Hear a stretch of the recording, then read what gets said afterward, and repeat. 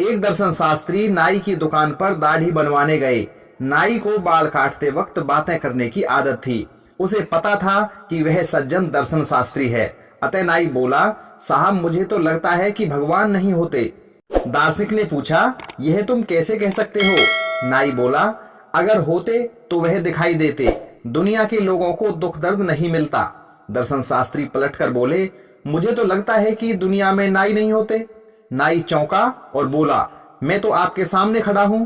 दर्शन शास्त्री ने कहा, तो फिर सामने की दुकान पर जो सज्जन खड़े हैं उनकी दाढ़ी इतनी बढ़ी हुई क्यों है? नाई बोला, साहब वह न मेरे पास आते हैं और न ही कभी किसी अन्य नाई के पास जाते हैं।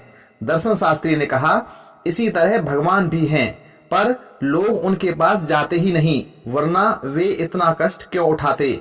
दर्शन शास्त्री ने समझाते हुए कहा, देखो ईश्वर तो हमारे सबके भीतर है। ईश्वर के पास जाने का अर्थ है अपने भीतर ईश्वरीय गुणों को अर्थात सद्गुणों को धारण करना, लेकिन हम दुर्गुणों को अपनाकर कष्ट उठाते हैं।